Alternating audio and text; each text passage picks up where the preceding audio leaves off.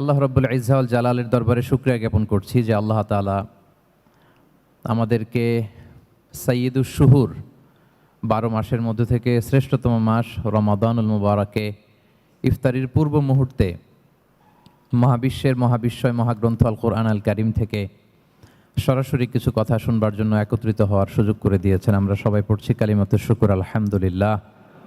শুরুতেই সূরাতুত তিনের কয়েকটা আয়াত তেলাওয়াত করেছি। এটা কালামুল্লাহ মাজিদের 95 নম্বর সূরা। এই সূরাটা মক্কাতুল মুকাররমাতে নাজিল হয়েছে। এই সূরার আয়াত সংখ্যা 8টা। এই সূরার শুরুতে আল্লাহ তাআলা 4টা কসম করেছেন, ওয়াত-তিনি ওয়াজ-যাইতুনি ওয়া তুরি সিনিনা ওয়া হাযাল বালাদিল আমিন। ওয়াত-তিন, তিনের কসম, ওয়াজ-যাইতুন, যাইতুনের কসম, ওয়া তুরি সিনিন, সিনাই পর্বতের কসম, ওয়া হাযাল বালাদিল আমিন, আর এই নিরাপদ শহরের কসম। তো 4টা শপথ করেছেন বা আল্লাহ তাআলা কসম করেছেন। কসম দিয়ে আল্লাহ তাআলা কোরআনের অনেক সূরা শুরু করেছেন। যেমন একটা সূরায় আল্লাহ ফজরের সময়ের কসম করেছেন, আল্লাহ বলেছেন ওয়াল ফাজর। আল্লাহ আকাশের কসম করেছেন ওয়াস সামা ইযাতিল বুরুজ। আল্লাহ তাআলা সূর্যের কসম করেছেন ওয়াশ শামসি ওয়া দুহাহা। এভাবে আল্লাহ তাআলা তার সৃষ্টির অনেক কিছুর কসম করে গুরুত্বপূর্ণ কোনো মেসেজ বা বার্তা আমাদের সামনে হাজির করেন। তো এই সূরাতে আল্লাহ তাআলা 4টা জিনিসের কসম করে একটা খুবই গুরুত্বপূর্ণ বার্তা মানব মণ্ডলীর জন্য এই সূরাতে তিনি হাজির করেছেন। এই সূরাটা আমাদের অনেকেরই মুখস্থ আলহামদুলিল্লাহ, এবং আল্লাহ রাসূল সাল্লাল্লাহু আলাইহি ওয়াসাল্লাম প্রায় বিভিন্ন নামাজে এই সূরাটা তেলাওয়াত করতেন। বারা ইবনে আযিব রাদিয়াল্লাহু তাআলা আনহু উনি বর্ণনা করেন যে আমি একবার এশার সালাতে আল্লাহ রাসূল সাল্লাল্লাহু আলাইহি ওয়াসাল্লামের কণ্ঠে নামাজে সূরা 3 তিনি তেলাওয়াত করেছেন, আমি নিজ কানে শুনেছি, এবং ওনার কণ্ঠ যে এত মধুর ছিল, আমার জীবনে এত সুমধুর কণ্ঠের তেলাওয়াত আমি শুনি নাই। আল্লাহর হাবিব সাল্লাল্লাহু আলাইহি ওয়াসাল্লামের কোরআন তেলাওয়াতের যে কণ্ঠ এত সুমিষ্ট ছিল, এত চমৎকার ছিল, শুধু তেলাওয়াত শুনেই অনেকে শাহাদা পড়ে মুসলমান হয়েছে। আবু জাহেল মক্কায় নিষেধ করতো যে কেউ যাবা না মুহাম্মদের কাছে, সে পাগল, সে গণক, সে মিথ্যাবাদী, সে জাদুকর, সে স্বামী স্ত্রীর মধ্যে বিচ্ছিন্নতা নিয়ে আসে, সে বাবা ছেলেকে আলাদা করে দেয়, তার কাছেই যাবা না। আর সে যা বলে শুনবাই না, কানে আঙ্গুল দিয়ে রাখবা। তো মানুষকে যেটা নিষেধ করা হয় বেশি, মানুষের ওইটার ব্যাপারে আগ্রহ থাকে বেশি। সে যত নিষেধ করতো মানুষ আরো বেশি বেশি যে শুনতো। মানুষকে সে কি বারণ করবে, সে দিনের বেলা নিষেধ করতো, রাতে যে লুকিয়ে লুকিয়ে নিজেই তেলাওয়াত শুনতো। তাহলে চিন্তা করেন যে আল্লাহর হাবিব সাল্লাল্লাহু আলাইহি ওয়াসাল্লামের কোরআনিক রেসিটেশন কত চমৎকার মেলোডিয়াস ভয়েস হলে স্বয়ং আবু জাহাল রাত্রিবেলা লুকিয়ে লুকিয়ে কোরআন তেলাওয়াত শুনতে যেত আল্লাহর হাবিব সাল্লাল্লাহু আলাইহি ওয়াসাল্লামের কণ্ঠে। তো রাসূল সাল্লাল্লাহু আলাইহি ওয়াসাল্লাম সূরাতুত 3টা এশার সালাতে তিনি তেলাওয়াত করেছেন, এই মর্মে হাদিসে পাওয়া যায়। এবং এই সূরাটা একটা ফলের নামে সূরা। 3 একটা ফল, আরব বিশ্বে খুব বেশি হয় 3 ফল। আমরা বাংলাদেশে ডুমুর বলি, ইংরেজিতে ফিগ বলে, ফিগ ট্রি। তো ফলের নামে বেসিক্যালি আল্লাহ তাআলা এই সূরাটাকে, এই চ্যাপ্টারটাকে ডেডিকেট করেছেন। আমরা সূরাকে ইংরেজিতে চ্যাপ্টার বলি। কোরআনে 114টা চ্যাপ্টার, এর মধ্যে এই সূরাটা হচ্ছে ফলের নামে ডেডিকেটেড। বিভিন্ন নামে খুব ইনক্লুসিভ ওয়েতে আল্লাহ তাআলা কোরআনে সূরাগুলো দিয়েছেন। কোরআনে আপনি প্রাণীর নামে সূরা পাবেন, প্রাণী। মানুষের নামে সূরা পাবেন। মানুষের মধ্যে 3 ভাগ, মুমিন, তারপর কাফির, এরপর মুনাফিক, প্রত্যেকের নামে সূরা। সূরাতুল মুমিনুন আছে, সূরাতুল কাফিরুন আছে, আবার সূরাতুল মুনাফিকুন আছে। আমাদের দৃশ্য জগতের সবচেয়ে বড় প্রাণীটা হচ্ছে হাতি, তাই না? এই হাতির নামে একটা সূরা আছে, বলেন তো ওই সূরার নাম কি? সূরা ফিল। তারপর আমরা যে দেখি আমাদের দৃশ্য জগতের সবচেয়ে ছোট প্রাণী হচ্ছে পিঁপড়া, পিঁপড়ার নামে একটা সূরা আছে, সূরা আন-নামল। আন-নামল মানে পিঁপড়ার সূরা। মাকড়সার নামে সূরা আছে, সূরাতুল আনকাবুত। তারপর গোষ্ঠীর নামে সূরা আছে, সূরাতু আলে ইমরান। বংশের নামে সূরা আছে, সূরাতু কুরাইশ, কুরাইশ বংশের নামে সূরা। এইভাবে খুব ইনক্লুসিভ ওয়েতে, এমন কিছু নাই যে আল্লাহ তাআলা উল্লেখ করেন নাই। মা ফাররাতনা ফিল কিতাবি মিন শাই, উল্লেখ করে নাই কোরআনে এমন কিছু নাই, সব কিছু আল্লাহ তাআলা উল্লেখ করেছেন। তো এই সূরাটা হচ্ছে একটা ফলের নামে। ফলটার নাম হচ্ছে 3 ফল। আল্লাহ তাআলা বলছেন ওয়াত-তিন, তিনের শপথ। আমি একবার সরল বঙ্গানুবাদ করি, এরপর আমি তাফসিরে ঢুকি। 3-এর শপথ, ওয়াজ-যাইতুন, যাইতুনের শপথ, ওয়া তুরি সিনিন, সিনাই পর্বতের শপথ, ওয়া হাযাল বালাদিল আমিন, এই নিরাপদ শহরের শপথ। লাকাদ খালাকনাল ইনসানা ফি আহসানি তাকওয়িম, নিশ্চয় আমি মানুষকে খুব চমৎকার সুন্দর অবয়বে সৃষ্টি করেছি। সুম্মা রাদাদনাহু আসফালা সাফিলিন, এরপরে তাকে আবার নিচু থেকে নিচুর দিকে নামিয়ে দিয়েছি। ইল্লাল্লাযীনা আমানু ওয়া আমিলুস সলিহাত, তবে তারা ছাড়া যারা ঈমান এনেছে এবং সৎকর্ম করেছে। ফালাহুম আজরুন গায়রু মামনুন, তাদের জন্য আছে অফুরন্ত পুরস্কার। ফামা ইউকাযযিবুকা বা'দু বিদ্দিন, এগুলো জানার পরও কিসে তোমাকে দিন অস্বীকারের ব্যাপারে উদ্বুদ্ধ করলো? আলাইসাল্লাহু বিআহকামিল হাকিমিন, আল্লাহ তাআলা কি শ্রেষ্ঠ বিচারক নন? সাদাকাল্লাহুল আযীম। এই হচ্ছে এই সূরাটির সরল অনুবাদ। এবার আমরা তাফসিরে ঢুকি। প্রথমে আল্লাহ তাআলা বলেছেন ওয়াত্তিন, তিনের শপথ। তিন মানে তো আমরা জানলাম, তিন মানে ডুমুর। আল্লাহর হাবিব সাল্লাল্লাহু আলাইহি ওয়াসাল্লাম তিনি তিন ফল পছন্দ করতেন এবং এটা ডায়াবেটিক্সের জন্য ভালো, ডায়াবেটিক্স নিয়ন্ত্রণ করে। আমাদের বোনদের যাদের ইররেগুলার মেনস্ট্রুয়েশনাল পিরিয়ড হয় এটার জন্য এটা খুব ভালো এবং খুব স্ট্রেংথ স্টেমিনা আনে শরীরে। এটা জান্নাতের একটা গাছ। আদম আলাইহিস সালাম এবং হাওয়া আলাইহিস সালামকে যখন আল্লাহ বলেছিল ওয়ালা তাকরাবা হাযিহিশ শাজারাতা ফাতাকুনা মিনাজ জালিমিন, হ্যাঁ আদম এবং হাওয়া জান্নাতের সব জায়গায় যা যেতে মন চায় যাও, যা খেতে মন চায় খাও, এই নিষিদ্ধ গাছের কাছে যেও না, তাহলে তোমরা জালিম হয়ে যাবে। শয়তান এসে উল্টা বুঝালো, সে বলল তোমাদের খেতে নিষেধ করছে কেন জানো?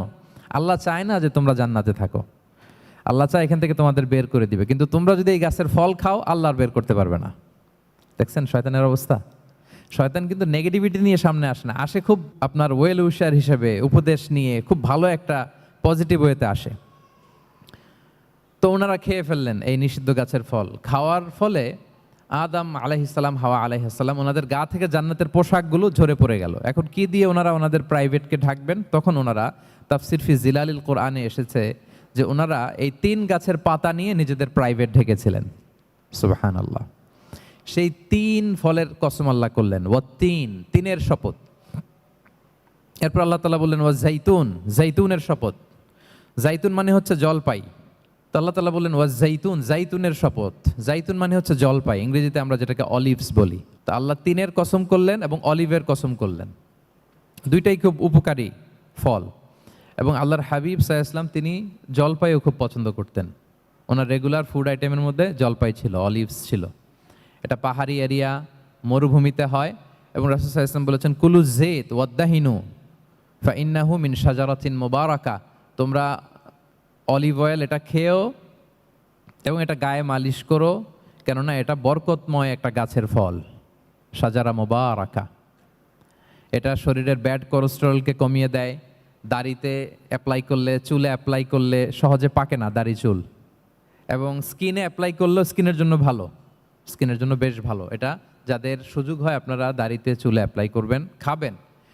এটা খাওয়াও যায়। তাম্বুতু বিদ্দুহনি ওয়াসিবগিল লিল আখিলিন, কোরআনে এসেছে। এটা অয়েল হিসেবে ইউজ করে, আবার খাবার হিসেবেও ইউজ করা যায়। সালাদ ড্রেসিংয়ের ক্ষেত্রে কিন্তু অলিভ অয়েল আমরা ইউজ করি। ইদানিং পিজাতে খুব ইউজ করা হয় অলিভ, জলপাইটা। তো এটা আপনারা খেতে পারেন, এটা খুবই সুস্বাদু। এবং জলপাই গাছের মানে জাইতুন গাছের ডালের মেসোয়াক খুব ভালো হয়। আল্লাহর হাবিব সাল্লাল্লাহু আলাইহি ওয়াসাল্লাম জাইতুনের ডাল দিয়ে মেসোয়াক করতেন। তিনি বলতেন নি'মা সিওয়াকিয়া জাইতুন, সবচেয়ে শ্রেষ্ঠ মেসোয়াক হচ্ছে জাইতুনের। মিনাশ শাজারাতিল মুবারাকা, কারণ এটা বরকতময় গাছের ডালা।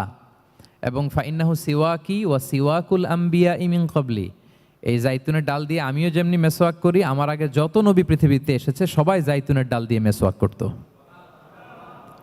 আল্লাহ বলেন ওয়াত্তিনি ওয়াজ জাইতুন, তিনের শপথ আর জাইতুনের শপথ।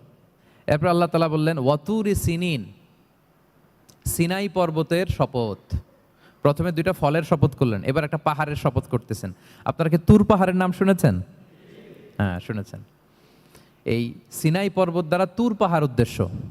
এটা মিশরের একটা পাহাড়, অনেক উঁচু, 2285 মিটার উঁচু। ওইটার নিচে আছে মুকাদ্দাসে তুয়া, যেখানে মুসা আলাইহিস সালামকে আল্লাহ তাআলা জুতা খুলতে বলেছিলেন, ফাখলা না আলাইকা ইন্নাকা বিল ওয়াদিল মুকাদ্দাসে তুয়া, হে মুসা তুমি পবিত্র উপত্যকায় এসেছো, জুতা খুলো। তো ওখানে সব ধর্মের লোকেরা যায়, সব ধর্মের লোকদের জন্য তীর্থস্থান, মুসলিম, জুইশ, ক্রিশ্চিয়ান সবাই যায়। এটা সিনাই একটা এলাকা আছে মিশরের, north south Sinai, north Sinai, এটা সাউথ সিনাইতে অবস্থিত। তো নিচে একটা খ্রিস্টানদের প্রাচীন গির্জা আছে, সেন্ট ক্যাথেরিনা গির্জা। সেখান থেকে চলতে চলতে আপনাকে উপরে যেতে হবে, ফজরের পরে আবার চলে আসতে হবে, তা না হলে দুপুরবেলায় 10টা-11টার দিকে এমন সূর্যের প্রখর তাপ ওই পাথরের মধ্যে লাগে, ওখানে আর থাকা যায় না। একেবারে তুর পাহাড়ের উপরে সেখানে খ্রিস্টানদের জন্য ছোট্ট একটা সিনাগোগ আছে, তারা প্রার্থনা করে। খ্রিস্টানদের একটা চার্চ আছে, মুসলিমদের জন্য ছোট্ট একটা মুসল্লা আছে সুরাওয়ের মতো।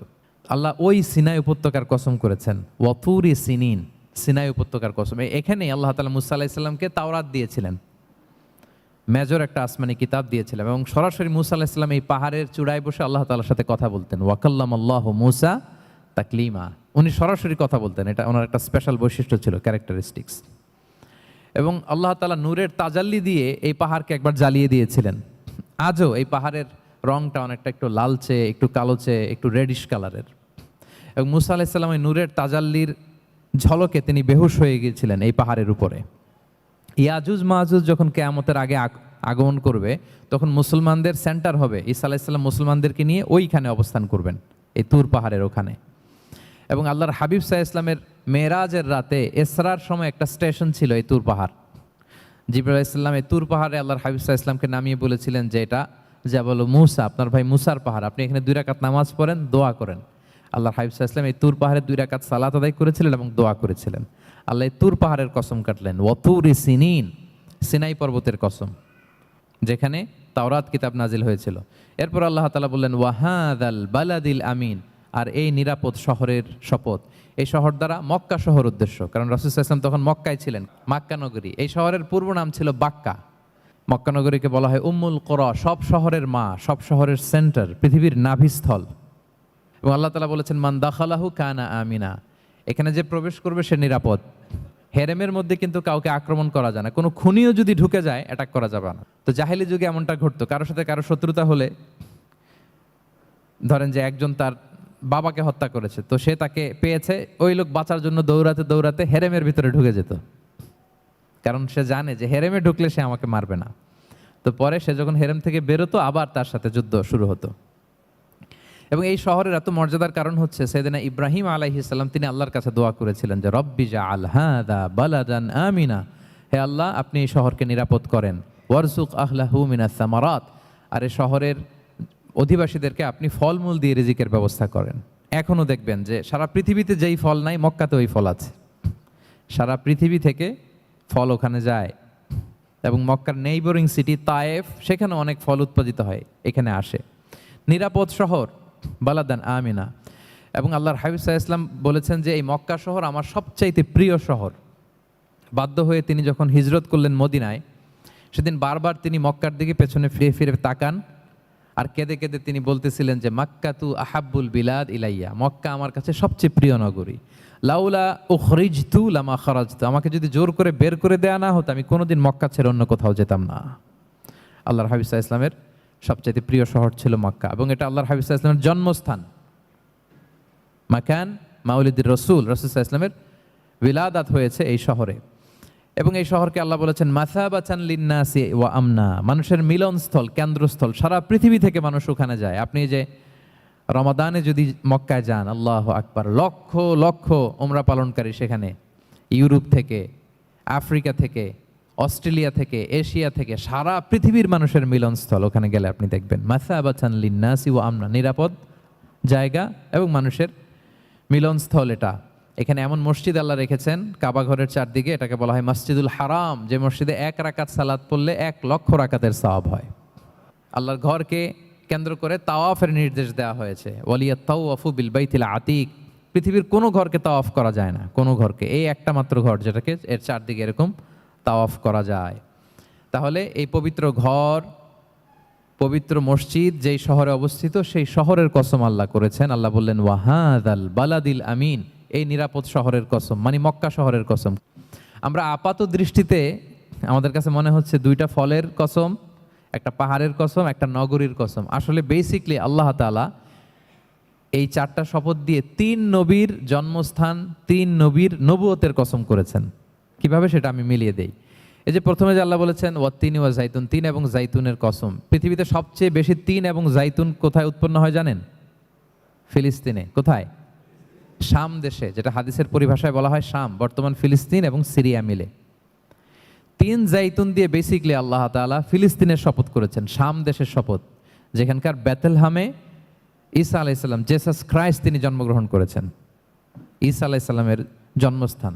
তাহলে 3 জাইতুনের শপথের মাধ্যমে মূলত আল্লাহ তাআলা ঈসা আলাইহিস সালামের জন্মস্থানের শপথ করেছেন, কারণ সেখান থেকে ওহী বিচ্ছুরিত হয়েছে, ওনার কাছে ইনজিল নাজিল হয়েছিল। এবং এই শামের মর্যাদার ব্যাপারে অনেক কথা আল্লাহর হাবিব সাল্লাল্লাহু আলাইহি ওয়াসাল্লাম তিনি বলেছেন। আল্লাহ রাসূল সাল্লাল্লাহু আলাইহি ওয়াসাল্লাম যখন মেরাজে যান, তখন মক্কা থেকে এই শাম দেশে ফিলিস্তিনের বাইতুল মাকদাসে রাসূল সাল্লাল্লাহু আলাইহি ওয়াসাল্লামকে নিয়ে যাওয়া হয়েছিল। এবং রাসূল সাল্লাল্লাহু আলাইহি ওয়াসাল্লাম প্রায় বলতেন তুবা আলি শাম, শামের জন্য বরকত, কেননা ফেরেশতারা তাদের রহমতের পাখা শাম দেশের উপর বিছিয়ে রেখেছে। এবং তিনি বলতেন ফিতনার সময় আলাইকুম বিশাম, তোমরা শামে যেও, শামে থেকো। এবং তিনি দোয়া করেছেন আল্লাহুম্মা বারিক লানা ফি শামিনা, আল্লাহ তুমি আমার শাম অঞ্চলে আল্লাহ তুমি বরকত দিও। এবং হাদিসে এসেছে এই শামই হচ্ছে আরদুল মাহশার, এখানেই হাসর হবে। শাম অঞ্চলকে বিস্তীর্ণ করে এখানেই ময়দানুল মাহশার আল্লাহ তাআলা কায়েম করবেন, হাসরের ময়দান এখানেই হবে। এবং সেখানেই হচ্ছে সানিউল কিবলাতাইন, আমাদের আগের কেবলা কিন্তু বাইতুল মাকদাসের দিকে ছিল, যেটা শামে অবস্থিত, ফিলিস্তিনে বাইতুল মুকাদ্দাস, যেই মসজিদে নামাজ পড়লে 1 রাকাতে 500 রাকাতের সওয়াব। 3টা মসজিদে সালাত পড়লে স্পেশাল ভার্চুর কথা আছে, এর বাইরে আর অন্য মসজিদের বিশেষ কোনো ফজিলত নাই, বাকি সব মসজিদ সমান। এক হচ্ছে মসজিদুল হারাম, 1 রাকাতে 1 লক্ষ রাকাত। 2 নম্বর মসজিদে নববী, 1 রাকাতে 1000 রাকাতের সওয়াব, আর একটা দুর্বল বর্ণনায় 50,000 রাকাতের সওয়াব। 3 নম্বরে এই মসজিদুল আকসা, 1 রাকাতে 500 রাকাতের সওয়াব। এই 3 মসজিদে যেন আমরা যে সালাত আদায় করতে পারি, আল্লাহ তুমি তৌফিক দান করো। 2 মসজিদে তো একেবারেই সহজ যাওয়া, মক্কা মদিনাতে। বাইতুল মাকদাসের জন্য আমরা যেতে পারি, আল্লাহ তুমি সেই পরিস্থিতি আমাদের জন্য তৈরি করে দাও। তো এই বাইতুল মাকদাসের দিকে রাসূল সাল্লাল্লাহু আলাইহি ওয়াসাল্লাম টানা 14 বছর নামাজ পড়েছেন। 14 বছর। প্রথম 13 বছর কোনো সমস্যা হয়নি মক্কায়, কারণ তখন কেবলা বাইতুল মুকাদ্দাস থাকলেও রাসূল সাল্লাল্লাহু আলাইহি ওয়াসাল্লাম সামনে রাখতেন কাবাকে, কেবলা বাইতুল মুকাদ্দাস, কিন্তু তিনি তো মক্কায় ছিলেন নবুয়তির প্রথম 13 বছর, সামনে কাবাকে রাখতেন, তারপরে টু দ্য ডাইরেকশন অফ বাইতুল মুকাদ্দাস। কিন্তু যখন মদিনায় গেলেন তখন তো আর কাবা নাই, তখন রাসূল সাল্লাল্লাহু আলাইহি ওয়াসাল্লাম কাবাকে মিস করতে আরম্ভ করলেন। আর প্রায় আল্লাহর কাছে কামনা করতেন, আমার বংশের গোড়া ইব্রাহিম আলাইহিস সালামের রুট যেখানে, আমার জন্মস্থান, সেই কাবার দিকে যদি আবার কেবলাটা ফিরিয়ে দেয়া হতো। কদ নারা তাকাল্লুবা ওয়াজহিকা ফিস সামা ফালানুওয়াল্লিয়ান্নাকা কিবলাতান তারদাহা। আল্লাহ আয়াত নাযিল করলেন, নবী আপনি আকাশের দিকে তাকিয়ে কি ভাবেন আমি বুঝি, আপনি চান কেবলা যেন আমি মক্কার দিকে ঘুরিয়ে দেই। আল্লাহ তাআলা ঘুরিয়ে দিলেন। আল্লাহ বলেন ফাওয়াল্লি ওয়াজহাকা শাতরাল মসজিদিল হারাম, এখন থেকে মসজিদুল হারামের দিকে আপনি টু দ্য ডাইরেকশন অফ কেবলা নামাজ পড়বেন। কেবলা চেঞ্জ হয়ে গেল। তো মদিনায় যে 16-17 মাস আর মক্কায় 13 বছর, মোট 14 বছর আল্লাহর হাবিব সাল্লাল্লাহু আলাইহি ওয়াসাল্লাম এই মসজিদুল আকসার দিকেই হয়েই তিনি নামাজ পড়েছেন। এটা আমাদের আগের কেবলা ছিল। এবং শেষে কিয়ামতের আগে যে মালহামার যুদ্ধ হবে, তখন রাসূল সাল্লাল্লাহু আলাইহি ওয়াসাল্লাম বলেছেন মালহামার যুদ্ধের সময় মুসলমানদের ফুস্তাদ বা তাবু হবে, শিবির হবে এই ফিলিস্তিনের দামেস্কের পাশে আল গৌতা নামে এক জায়গা আছে, ওই গৌতাতে। এবং ঈসা আলাইহিস সালাম এসে যে দাজ্জালকে হত্যা করবেন সেটাও ওই শামে, ফিলিস্তিনের বাবুল লুদ এখনো একটা জায়গা আছে, ওই জায়গাটার নাম এখনো বাবুল লুদ, ওখানে তিনি দাজ্জালকে হত্যা করবেন। এবং সেখানে একটা সাদা মিনারা আছে, ফেরেশতার পাখায় ভর করে ঈসা আলাইহিস সালাম তখন সেখানে নেমে আসবেন, ওই ফিলিস্তিনের ওই শাম দেশের ওই মিনারার পাশে তিনি এসে পৃথিবীতে তিনি নুজুল করবেন, নুজুল ঈসা আলাইহিস সালাম। তো 3 এবং জাইতুনের কসম করে বেসিকলি আল্লাহ তাআলা ঈসা আলাইহিস সালামের জন্মস্থানের কসম করেছেন, কারণ 3 এবং জাইতুন, ডুমুর এবং জলপাই, অলিভ কোন দেশে বেশি হয়? শাম দেশে। আওয়াজ করে বলেন কোন দেশে? বর্তমান ফিলিস্তিন এবং সিরিয়া, এবং ওই ভূখণ্ডে আল্লাহ নবী ঈসা আলাইহিস সালামের জন্মস্থান। তাহলে এই 2 ফলের কসম করে বেসিকলি আল্লাহ তাআলা ঈসা আলাইহিস সালামের জন্মস্থানের কসম করেছেন। ওনার প্রতি নাজিল হওয়া যে তাওরাত ইনজিল গ্রন্থ, এই রেভেলেশনের কসম করেছেন। আচ্ছা, এরপরে ওয়াতুরি সিনিন, সিনাই পর্বতের কসম। সিনাই পর্বত বা তুর পাহাড় হচ্ছে মিশরে অবস্থিত, আর মিশর হচ্ছে মুসা আলাইহিস সালামের জন্মস্থান। কার জন্মস্থান? মুসা আলাইহিস সালামের জন্মস্থান। তাহলে ওয়াতুরি সিনিন, তুর পাহাড়ের কসম বুঝিয়ে আল্লাহ তাআলা মূলত মুসা আলাইহিস সালামের জন্মস্থানের কসম করেছেন, যেখানে তাওরাত নাজিল হয়েছে। এরপরে ওয়াহাদাল বালাদিল আমিন, এ নিরাপদ শহর বলে আল্লাহ তাআলা মক্কা শহরকে বুঝিয়েছেন। আর মক্কা কার জন্মস্থান বলেন তো? মুহাম্মদুর রাসূলুল্লাহ সাল্লাল্লাহু আলাইহি ওয়াসাল্লাম, সাইয়্যিদুল মুরসালিন, খাতামুন নবিয়্যিন, রাহমাতাল লিল আলামিন, হাবিবুল্লাহ মুহাম্মদুর রাসূলুল্লাহ সাল্লাল্লাহু আলাইহি ওয়াসাল্লামের জন্মস্থান।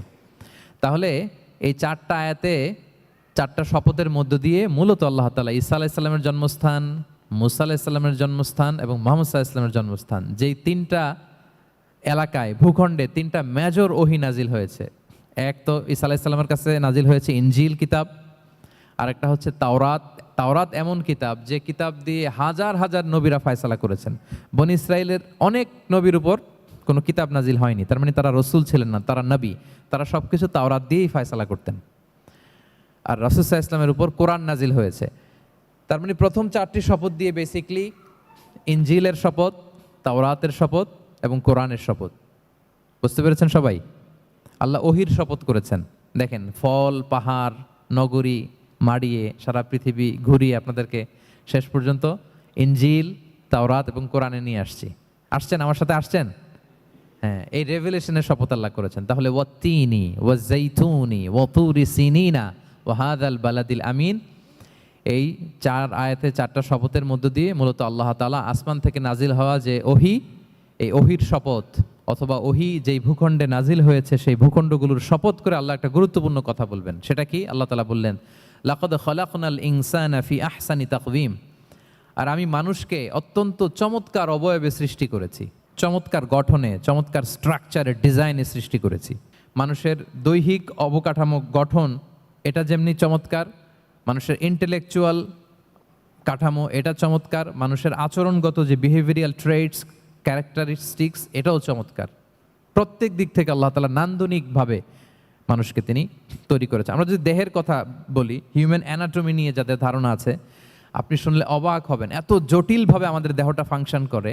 ঠিক যেই মুহূর্তে আমি কথা বলতেছি আমার ব্রেইন সচল, আমার নার্ভ সিস্টেম সচল, হেয়ারিং সিস্টেম, স্মেলিং সিস্টেম, আমার এই যে হার্ট সচল, সিস্টোলিক ডায়াস্টোলিক অলিন্দ নিলয় হচ্ছে, আমার লাং কাজ করতেছে, কিডনি ইজ ওয়ার্কিং পারফেক্টলি, সব কিছু কাজ করতেছে।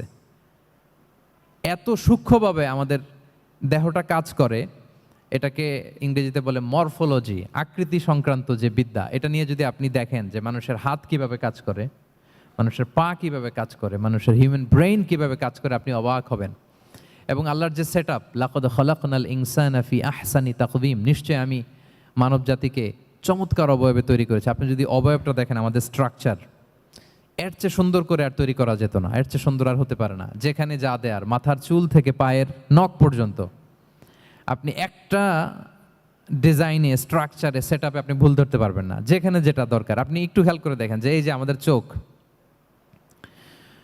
চিকিৎসা বিজ্ঞান বলতেছে যে মানুষ 10 মিলিয়নেরও বেশি রং শনাক্ত করতে পারে। Human eyes can identify more than 10 million colours. 10 মিলিয়নেরও বেশি রং আমরা আমাদের চোখ দিয়ে শনাক্ত করতে পারি। সুবহানাল্লাহ, সুবহানাল্লাহ বিহামদি। আচ্ছা, চোখের সেট আপটা একটু যদি খেয়াল করেন, দেখেন আমার এই চোখ এখানে না থাকে, এটা যদি জাস্ট 2 ইঞ্চি উপরে এখানে হইতো, এইটা যদি কপালে যদি আমাদের চোখ হইতো, কি অবস্থা হইতো বলেন তো? সিজদা দিতে পারতেন আল্লাহকে? বলেন, দিতে পারতেন? আচ্ছা, আমরা কিছু খাওয়ার সময় আমরা কি করি? ওইটা ভালো আছে কিনা, পচে গেল কিনা, স্মেলটা আগে দেখি, তারপরে খাই। দেখেন কত চমৎকার সেট আপ। একটু খেয়াল করেন, এই নাকের সেট আপ যদি এইখানে না থাকে, আমাদের নাক যদি পেছনে থাকতো, খাওয়ার সময় খাবারটা বাসি কিনা, ভালো আছে কিনা কি করতেন? লাকাদ খালাকনাল ইনসানা ফি আহসানি তাকওয়িম। আচ্ছা দেখেন, এই যে আমরা কান দিয়ে শুনি, এই যে কান পেঁচানো, মনে করেন না যে এমনি এমনি পেঁচানো, এই পেঁচানো, এটা এই পথ না থাকলে আমরা শুনতেই পেতাম না। এটা এমনভাবে সেট আপ করা, এটা এই ইথারে ভাষা তরঙ্গকে এয়ার ড্রামের ভেতরে সুন্দরভাবে ইনপুট করে, নাহলে আমরা শুনতে পেতাম না। আপনার এই কান কেটে ফেলে দিলে আপনি শুনতে পারবেন না।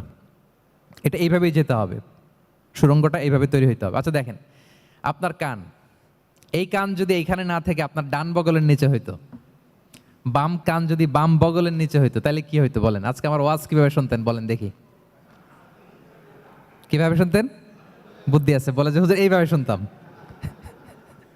সুবহানাল্লাহ, সুবহানাল্লাহ, লাকাদ খালাকনাল ইনসানা ফি আহসানি তাকওয়িম। আমি মানুষকে সবচেয়ে সুন্দর সর্বোত্তম গঠনে তৈরি করেছি। দেখেন, কান দুইটা ওইখানে থাকলে কথা শুনতে হইলে হাত উঁচু করে রাখা লাগতো। আল্লাহ, আপনি একটা একটা অঙ্গ দেখেন, ঠিক যেখানে যেটা যেভাবে সেট করা দরকার, আল্লাহ তাআলা দয়া করে অনুগ্রহ করে ঠিক সেভাবে তিনি সেট করেছেন। আমাদের চেহারার মধ্যে দেখেন এক একজনের এক এক রং, ওয়াখতিলাফু আলসিনাতিকুম ওয়া আলওয়ানিকুম ইন্না ফি যালিকা লাআয়াতুন লিল আলিমিন। আল্লাহ বলেন, তোমাদের ভাষার ভিন্নতা দিয়েছি, তোমাদের গায়ের রঙের ভিন্নতা, একজনের চেহারার সাথে আরেকজনের মিল নাই, একজনের ফিঙ্গারপ্রিন্টের সাথে। আয়াহসাবুল ইনসানু আল্লান নাজমাআ ইযামা বালা কাদিরিনা আলা আন নুসাউইয়া বানানা। মানুষ ভেবেছে সে মারা গেলে তাকে আমি তার অস্থি, মজ্জা, হাড়, গোশত, চামড়া জোড়া লাগাতে পারবো না। আরে তার আঙ্গুলির অগ্রভাগ পর্যন্ত আমি সুবিন্যস্ত করে আমার কাছে রেখে দিয়েছি, ফিঙ্গারপ্রিন্ট।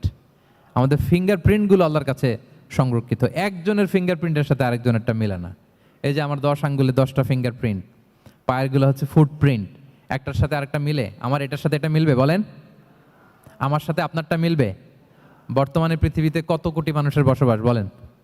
এই যত মানুষ পৃথিবীতে আছে, একজনের আঙ্গুলের ছাপের সাথে, এই যে বায়োমেট্রিক্যাল অথেন্টিকেশন যে আমরা করি, একজনের ফিঙ্গারপ্রিন্টের সাথে আরেকজনের ফিঙ্গারপ্রিন্টের মিল নাই, একজনের ফুটপ্রিন্টের সাথে ফুটপ্রিন্ট মিল, ইভেন একজনের আই প্রিন্টের সাথে। আমাকে একজন ওনার হসপিটালে নিয়ে গেল ঢাকায়, তো উনি ওনার দরজা খুলতেছে আই প্রিন্ট দিয়ে, মানে উনি না গেলে খুলে না। উনি আর ওনার খুব কাছের স্টাফ, এটা গুরুত্বপূর্ণ একটা অফিস, তো উনি চোখ দিল, আই প্রিন্ট নিল, এরপরে দরজা খুলে যাচ্ছে।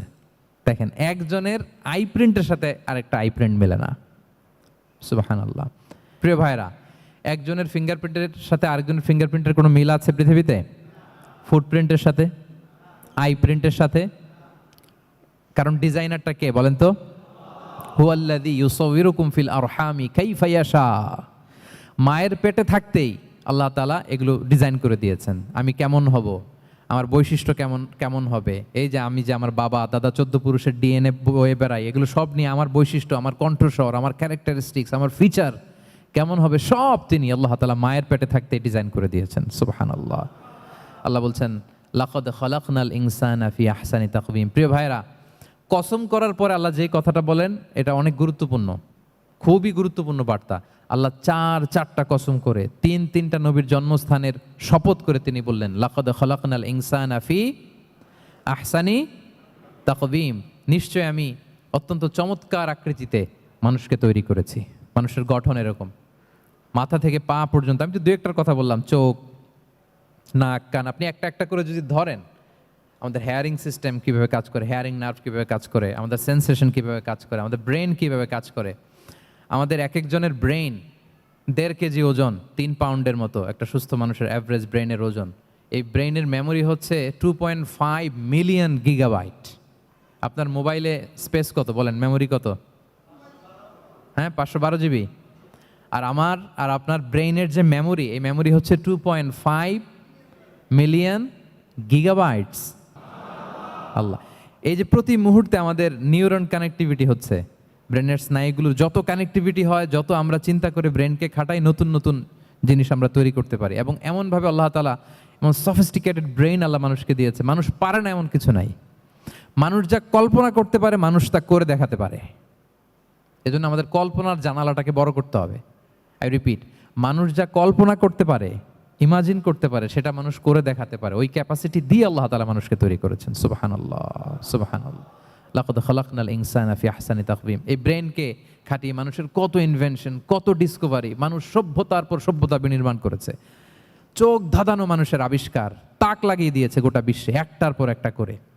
আল্লাহ এমনভাবে মানুষকে তিনি তৈরি করেছেন। লাকাদ খালাকনাল ইনসানা ফি আহসানি তাকওয়িম। চমৎকার অবয়বে, তার দৈহিক অবয়ব যেমনি সুন্দর, তার বুদ্ধিগত, তার চিন্তাগত, তার ইন্টেলেক্ট, এটাও তেমন সুন্দর, এটাও তেমন চমৎকার। পৃথিবীর কোনো প্রাণীকে আল্লাহ তাআলা এরকম হিউম্যান ব্রেনের মতো এরকম সফিস্টিকেটেড ব্রেন দিয়ে, ইন্টেলেক্ট দিয়ে তৈরি করেনি।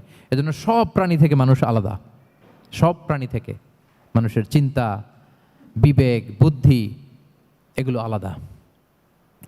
তাহলে দেখেন, মানুষের শ্রেষ্ঠত্ব মূলত এগুলোর দ্বারা। মানুষ যদি তার চিন্তা, বিবেক, বুদ্ধি খাটায়, সে শ্রেষ্ঠ হয়ে যায়। আমি একটা কথা প্রায় বলি যে মানুষ যদি ভালো হয় সে ফেরেশতার চেয়েও ভালো, আর মানুষ যদি খারাপ হয় সে পশুর চেয়েও নিকৃষ্ট। আল্লাহ বলেন উলাইকা কাল আনআমি বাল হুম আদাল লাহুম কুলুবুল লা ইয়াফকাহুনা বিহা ওয়া লাহুম আ'য়ুনুল লা ইউবসিরুনা বিহা ওয়া লাহুম আযানুল লা ইয়াসমাউনা বিহা উলাইকা কাল আনআমি বাল হুম আদাল। তাদের হৃদয় আছে, ওটা দিয়ে অনুধাবন করে না সত্যকে। চোখ আছে, ওটা দিয়ে সে সত্যটা দেখে না। কান আছে, হকের কথা শোনে না। উলাইকা কাল আনআম, আল্লাহ বলেন তারা প্রাণীর মতো, চতুষ্পদ জন্তুর ন্যায়। শুধু অতটুকুই না, বালহুম আদাল, তারা তার চেয়েও নিকৃষ্ট, তার চেয়েও নিকৃষ্ট। তাহলে মানুষ ভালো হলে সে ফেরেশতাকে ছাড়িয়ে যায়, আর মানুষ নিকৃষ্ট হলে সে পশুত্বকে হার মানায়। কথা বুঝতে পেরেছেন? মানে আমরা ভালো হলে সবচেয়ে ভালো, খারাপ হলে সবচেয়ে খারাপ। একটা পশু আর একটা পশুকে হত্যা করে কেটে 20 টুকরা করছে, এরকম কোনো নিউজে আসছে কোনো দিন? কিন্তু আশরাফুল মাখলুকাত মানুষ তার মতো রক্তে মাংসে গড়া আরেকটা মানুষকে নির্মমভাবে হত্যা করে কেটে 20 টুকরা করে বস্তাবন্দি করে ডোবার মধ্যে ফেলে রাখছে, এরকম নিউজ আছে না বলেন? আছে। মানুষ তার মতো একটা মানুষকে নির্মমভাবে হত্যা করে। এরকমও তো আছে যে কেরোসিন দিয়ে তার মতো আরেকটা মানুষকে সে জ্বালিয়ে দিয়েছে, আছে না নাই বলেন? গ্রামের পর গ্রাম জ্বালিয়ে দেয়, জনপদের পর জনপদ ধ্বংস করে দেয়, বোমা মেরে শহর উড়িয়ে দেয়। লিটল বয় মেরেছিল আমেরিকান সোলজাররা জাপানের হিরোশিমা শহরের উপর। আমি হিরোশিমা তো গত বছর ভিজিট করে আসলাম, আমি নিজে দেখে এসেছি যে এখানে বোমটা মেরেছে, মুহূর্তের মধ্যে পুরো শহর ভ্যানিশ, এমন রেডিয়েশন। তো যেই আমেরিকান পাইলট বোমা মারতেছে সেও মানুষ, সেও কি? আর যাদেরকে ধ্বংসের জন্য এই লিটল বয় মারলো হিরোশিমাতে আর ফ্যাটম্যান মারলো নাগাসাকিতে, এরাও কি? তাহলে দেখেন, মানুষ তার মতো আরেকটা মানুষকে এরকম মেরে টুকরো টুকরো কুচি কুচি করতে সে দ্বিধাবোধ করে না। আল্লাহ, মানুষ গণহত্যা চালায়, জেনোসাইড। এই যে আমাদের বাংলাদেশে তো কিছুদিন আগে হলো গণহত্যা, হেলিকপ্টার থেকে গুলি করে বাচ্চা মেরে ফেলতেছে। কার বাচ্চা? কার কলিজার টুকরা সন্তান? Don't care. জনগণের টাকায়, ট্যাক্সের টাকায় কেনা বুলেট, হেলিকপ্টার দিয়ে জনগণকে, ছাত্রদেরকে হত্যা করা হয়েছে। দেখেন, সেও মানুষ।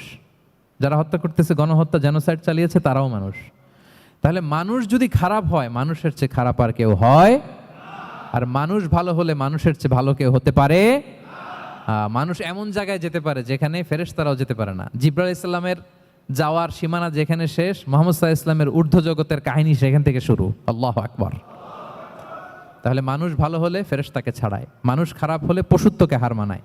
So the decision is yours. রাস্তা দুইটা, আপনি কোন দিকে যাবেন? আপনি কি ডান দিকে জান্নাতের পথে যাবেন নাকি বাঁ দিকে জাহান্নামের পথে যাবেন? সিদ্ধান্ত আপনার। আল্লাহ তাআলা বললেন, লাকাদ খালাকনাল ইনসানা ফি আহসানি তাকওয়িম। আমি মানুষকে চমৎকার আকৃতিতে তৈরি করেছি। হাতের মেকানিজম কি, পায়ের মেকানিজম কি, আমার চেয়ে আপনারাও ভালো জানেন। এগুলো ঘন্টার পর ঘন্টা আপনি বলতে পারবেন যে কেমনভাবে আল্লাহ তাআলা তৈরি করেছেন। আল্লাহ বলেন, মানুষকে আমি অত্যন্ত চমৎকার আকৃতি দিয়ে তৈরি করেছি। তার সৃষ্টিগত কাঠামো, তার বুদ্ধিবৃত্তিক কাঠামো, তার চিন্তাগত কাঠামো, তার আচরণগত কাঠামো, তার নৈতিকতায় তাকে এমন উচ্চ মর্যাদার আসন আমি দিয়েছি, এটা যদি সে অ্যাচিভ করে, বিলং করে, তাহলে তার চেয়ে শ্রেষ্ঠ কেউ আর হতে পারে। কিন্তু আল্লাহর দেয়া এই ক্যাপাসিটিগুলো, এই নেমাগুলো যদি সে অ্যাকসেপ্ট না করে, সে যদি পশুত্বের পথে হাঁটে, সে যদি শয়তানের দেখানো পথে হাঁটে, তাহলে সে এত নিচে যাবে, অন্য কেউ আর এত নিচে যেতে পারে না। মানুষ যত নিচে যেতে পারে, ফেরেশতারাও অত নিচে যেতে পারবে না, জিন জাতিও পারবে না, কোনো প্রাণীর পক্ষে যাওয়া সম্ভব না। তাহলে মানুষকে আল্লাহ তাআলা এমন সফিস্টিকেটেড ওয়েতে তৈরি করেছেন, চাইলে সে সবার উপরে যেতে পারে।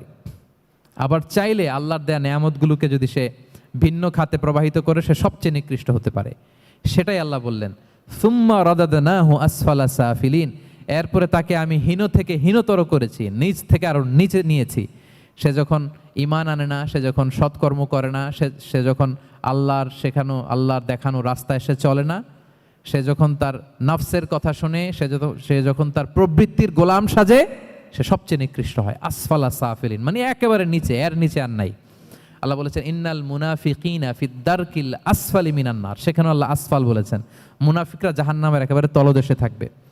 তাই মানুষ যদি ঈমান আর সৎকর্মের বলে বলিয়ান না হয়, সে এত খারাপ হয়, কেউ এত নিচে যেতে পারে না। বলেন, মানুষ যত নিচে যেতে পারে, জিন তত নিচে যেতে পারবে? ফেরেশতারা পারবে না। আর মানুষ যত উপরে যেতে পারে, ফেরেশতারা এত উপরে যেতে পারবে না। সো দুইটারই সুযোগ আপনার আছে।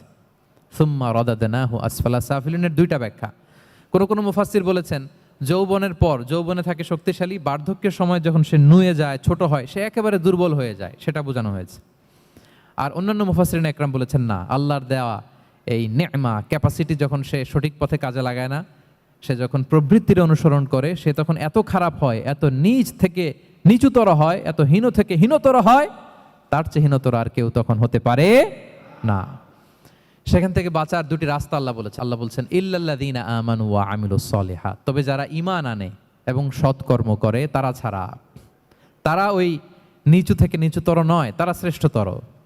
ঈমান এবং সৎকর্ম, ঈমান এবং আমলে সালেহাত। কোরআনের অনেক জায়গায় আপনি আয়াতটা পাবেন, ইন্নাল্লাযীনা আমানু ওয়া আমিলুস সলিহাতি কানাত লাহুম জান্নাতুল ফিরদাউসি নুজুলা। নিশ্চয়ই যারা ঈমান এনেছে, সৎকর্ম করেছে, তাদের জন্য আমি জান্নাতে ফেরদাউস রেখে দিয়েছি। আল্লাহ বলেন, তারা নিকৃষ্ট হবে না যারা ঈমান এনেছে, সৎকর্ম করেছে। যারা কি এনেছে? ঈমান। আর কি করেছে? সৎকর্ম করেছে। ইল্লাল্লাযীনা আমানু, যারা ঈমান এনেছে, সৎকর্ম করেছে, ফালাহুম আজরুন গায়রু মামনুন, তাদের জন্য রয়েছে অফুরন্ত পুরস্কার, মানে জান্নাত। তাদের জন্য কি? ওই জান্নাতে যেতে আমরা চাই কি চাই না বলেন? রাস্তা কয়টা? এটা চলে গেছে ডান দিকে, এটার গন্তব্য হচ্ছে ডেস্টিনেশন জান্নাতুল ফেরদাউস। আর এটা শয়তানের পথ, এটা আপনার প্রবৃত্তির দেখানো পথ, এটা চলে গিয়েছে জাহান্নামে। So now the decision is years. আপনার ডিসিশন, কোন দিকে যাবেন, ডানে না বায়ে, জান্নাতে না জাহান্নামে? জান্নাতে যেতে চাই আমরা। ফালাহুম আজরুন গায়রু মামনুন, তাদের জন্য আছে অফুরন্ত নেয়ামত, অফুরন্ত পুরস্কার। আমরা যেন সেই পুরস্কার লাভে ধন্য হতে পারি, আমরা সবাই বলি আমিন। আল্লাহ বলেন এইভাবে 4টা কসম করার পরে, এত গুরুত্বপূর্ণ বার্তা হাজির করার পরে, তোমার ঘুমন্ত বিবেককে জাগিয়ে তোমাকে বার্তা দেওয়ার পরেও কিভাবে তুমি অস্বীকার করতে পারো আখিরাতকে? ফামা ইউকাযযিবুকা বা'দু বিদ্দিন, এরপরেও কোন বিবেকে, কোন আকলে, কোন সাহসে তুমি কর্মফল দিবসকে অস্বীকার করো? কোন সাহসে? এখানে দিন দ্বারা উদ্দেশ্য কর্মফল, ভালো করলে যে ভালো পাবে, খারাপ করলে যে খারাপ পাবে। দিনের অনেক অর্থ, এটার তাফসিরে গেলে সময় কুলাবে না। ফামা ইউকাযযিবুকা বা'দু বিদ্দিন, এরপরেও কর্মফলকে অস্বীকার করার সাহস তুমি কোত্থেকে পাও? কিসে তোমাকে উদ্বুদ্ধ করে কর্মফল দিবসকে অস্বীকার করতে? আলাইসাল্লাহু বিআহকামিল হাকিমিন, আল্লাহ তাআলা কি শ্রেষ্ঠ বিচারক নন? সূরা আবু দাউদে আল্লাহর হাবিব সাল্লাল্লাহু আলাইহি ওয়াসাল্লাম বলেন, কেউ যদি সূরাতুত তিন তেলাওয়াত করে, করতে করতে যদি শেষ আয়াতে চলে আসে, আর সে যখন পড়ে আলাইসাল্লাহু বিআহকামিল হাকিমিন, আল্লাহ তাআলা কি শ্রেষ্ঠতম বিচারকদের মধ্যে সর্বশ্রেষ্ঠ বিচারক জাজ নন? তখন সে যেন উত্তর দেয়, এটা তো আল্লাহর প্রশ্ন। আলাইসাল্লাহু বিআহকামিল হাকিমিন, আল্লাহ আমাদেরকে প্রশ্ন ছুড়ে দিয়েছেন যে আল্লাহ তাআলা কি শ্রেষ্ঠ বিচারক নন? তখন যে তেলাওয়াত করে সে যেন বলে বালা বালা ওয়া আনা আলা যালিকা মিনাশ শাহিদিন। বালা মানে অবশ্যই, হ্যাঁ আল্লাহ অবশ্যই আপনি শ্রেষ্ঠ বিচারক, আর আপনি যে শ্রেষ্ঠতম বিচারক এই সাক্ষী আমি দিচ্ছি, এই ঘোষণা আমি দিচ্ছি। পড়েন সুবহানাল্লাহ। আপনি দেখবেন মসজিদুল হারামে,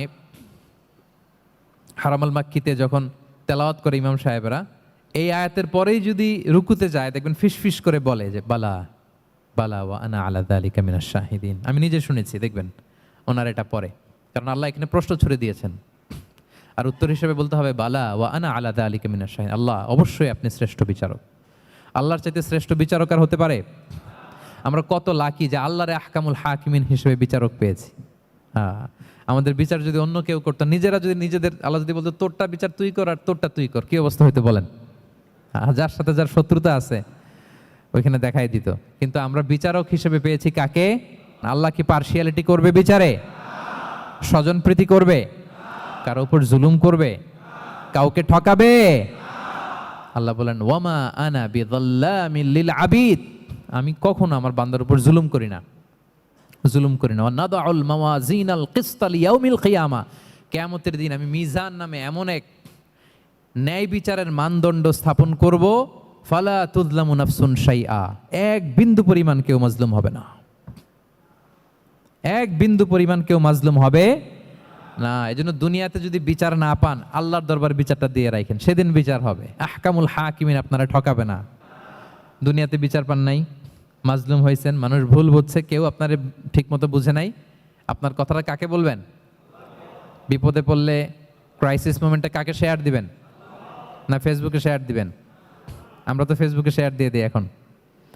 ফেসবুকে শেয়ার দেওয়ার আগে, বন্ধুকে শেয়ার দেওয়ার আগে, স্ত্রীর কাছে শেয়ার করার আগে আমার সমস্যার কথা আগে শেয়ার করব কাকে?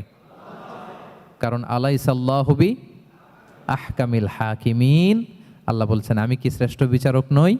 বালা বালা ইয়া রব ওয়া আনা আলা যালিকা মিনাশ শাহিদিন, অবশ্যই আল্লাহ আপনি শ্রেষ্ঠ বিচারক। ক্লিয়ার হয়েছে না সবার কাছে? শপথ কয়টা ছিল? 4টা।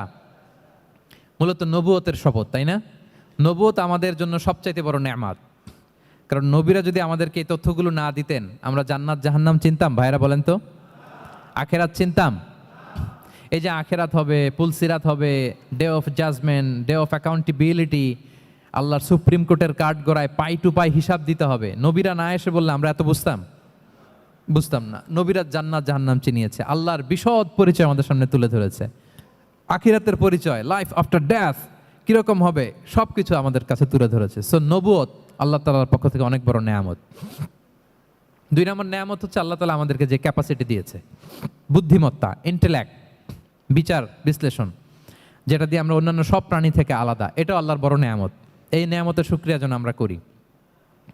এবং আমি যেটা বলেছি, মানুষ যেটা কল্পনা করতে পারে সেটা সে করেও দেখাতে পারে। সো আল্লাহ তাআলা যাকে যেই কোয়ালিটি দিয়েছে, ক্যাপাসিটি দিয়েছে, আমরা যেন এই নেয়ামতের শুকরিয়া করি। নেয়ামতের শুকরিয়া করলে এই নেয়ামত দেওয়ার ধারাবাহিকতা এটা বাড়িয়ে দেয় কে? লা ইন শাকারতুম লা আযীদান্নাকুম ওয়া লা ইন কাফারতুম ইন্না আযাবি লাশাদীদ। শুকরিয়া করলে নেয়ামত আরো বাড়িয়ে দেব। তাহলে প্রথম নেয়ামত ছিল নবুয়াত, প্রফেটহুড, প্রফেসি। এটা অনেক বড় নেয়ামত। এই রেভেলেশন এসে আমাদেরকে এনলাইটেন করেছে। তা না হলে আমাদের গডকে, গডের ফিচার কি, আখেরাত কি, জান্নাত কি, জাহান্নাম কি, the concept of punishment, concept of আখেরা, কিছুই আমরা ভালোভাবে বুঝতাম না। এটার শপথ আল্লাহ করেছেন। আল্লাহ আমাদেরকে নেয়ামত দিয়েছেন, ক্যাপাসিটি দিয়েছেন, সক্ষমতা দিয়েছেন, সবচাইতে সফিস্টিকেটেড ব্রেন দিয়ে তৈরি করেছেন। এটা একটা বড় নেয়ামত। এবং রাস্তা দেখিয়ে দিয়েছেন, হয় ডানে নয় বায়ে। এবং তিনি আশ্বাস দিয়েছেন যে তোমাদেরকে সঠিক ফায়সালার মাধ্যমে বিচার করা হবে সেদিন। তাই আমাদের বিপদে আপদে সব সময় আমরা যেন ফরিয়াদ করি এক মহান সত্তার কাছে। বলুন তো আওয়াজ করে, তিনি কে? আল্লাহর কাছে যেন আমরা ফরিয়াদ করি। আল্লাহ তাআলা আমাদের সবাইকে কথাগুলো বুঝার ও আমল করার তৌফিক দান করুক। হাযা মা ইনদি ওয়াল ইলমু ইনদাল্লাহি আলাইহি তাওয়াক্কালতু ওয়া ইলাইহি উনীব। সুবহানাকাল্লাহুম্মা ওয়া বিহামদিকা আশহাদু আল্লা ইলাহা ইল্লা আনতা আস্তাগফিরুকা ওয়া আতুবু ইলাইক।